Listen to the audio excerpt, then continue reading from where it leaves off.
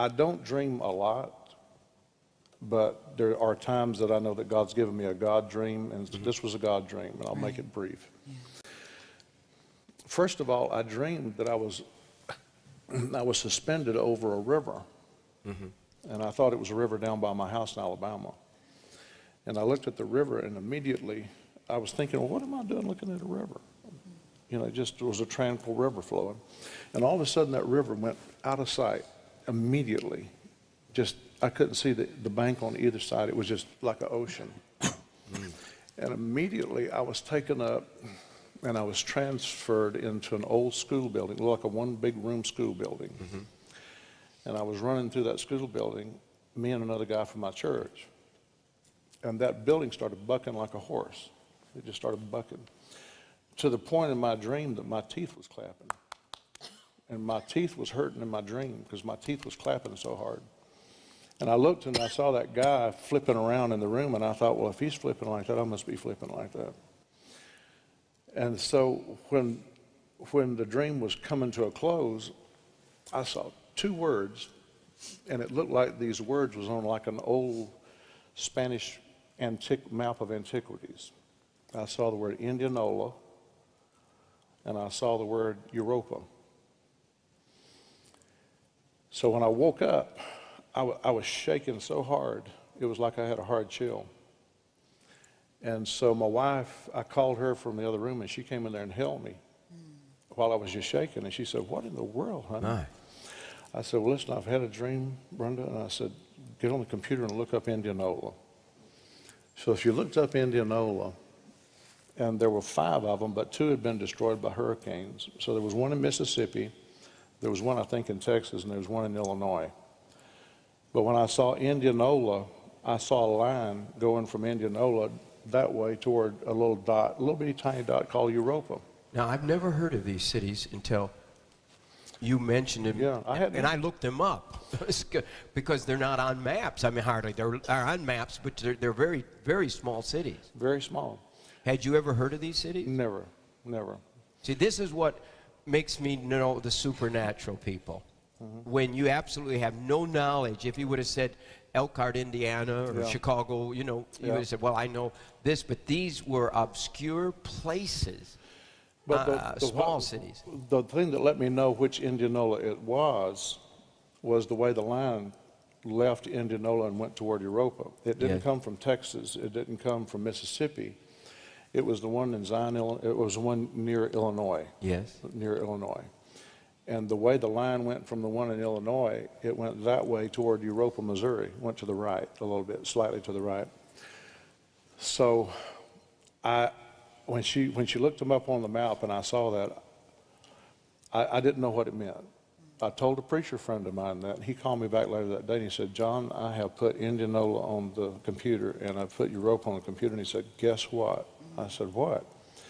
He said, that line and those 2 cities is exactly the New Madrid Falls. He said that's exactly the New Madrid Falls. He said you can superimpose that line over the New Madrid Falls. So I knew then that the Lord was showing me that it was a New Madrid Fault erupting. I believe, this is what I personally believe. I can't prove this. It's just supposition. I believe that it may be possible that that's on hold in the event that America mishandles Jerusalem. If the Secretary of State, whoever that may be in the future, or if the President in the future pressures Israel to divide Jerusalem, and we have a hand in it, I believe the New Madrid is going to bust wide open and divide America. That fault line, as I research science, that's the same fault type that created the oceans that's in the middle of America. That happens. The commerce in America, the trucking, everything. America will be divided. The famine, food shortage, everything.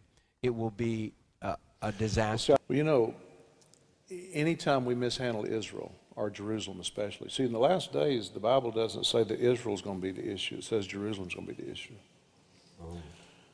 It's the city, not the nation. Yeah. The Bible says that God will make Jerusalem, not Israel, a cup of trembling to all the nations. And that means the United Nations. Yes. All nations is the United Nations. And, you know, after you prophesied these things, we research here. I have my students research. October 30th, 1991, George Bush opened the Madrid Conference. Isn't it amazing? The name was Madrid. And aimed at forcing Israel to give up more land. And at that same time, a storm, 35-foot high wave hit his home. That's right, and Bush's New England home.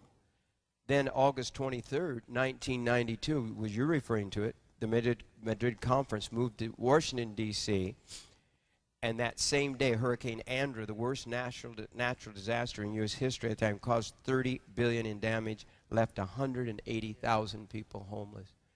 And then it goes on. Then President Clinton met with Syria's president for talks on forcing Israel to give up the Golan Heights. Less than 24 hours later, a 6.9 earthquake shook Southern California, second most destructive natural disaster to hit the U.S. And it goes on and on. And 1997, March 1st. And then tornadoes devastated America on these same dates. Well, did you know last year when President Obama said that Israel must give back the land that they got in the war? Did you know that the week he said that was in May? That afternoon, the tornado struck Joplin, Missouri. That was within 2 days after President Obama said that Israel's got to give back the land they got. They need to go back to the old boundaries. And it struck Joplin. So it doesn't make any difference who we are, what the name of our nation is. If you're dealing with Israel or you're dealing with Jerusalem, you're not talking about grace. You're talking about an eye for an eye and a tooth for a tooth. These are 10 events that I don't have time to share with you today. But the big one was when President George Bush pressured Israel to evacuate the Gaza Strip. 8,000 Israeli settlers were forced to leave their homes. Exactly 1 week later, Hurricane Katrina smashed Louisiana. 80% of the city of New Orleans was under water. And the percentage of the Israeli population that was made homeless by the forced evacuation was almost equal to the same percentage of the American population left homeless by Katrina. This is prophetic. This is people don't believe these things, but you can't have 10 situations. I mean, the others are just as startling. Not only is it prophetic, but it's predictable.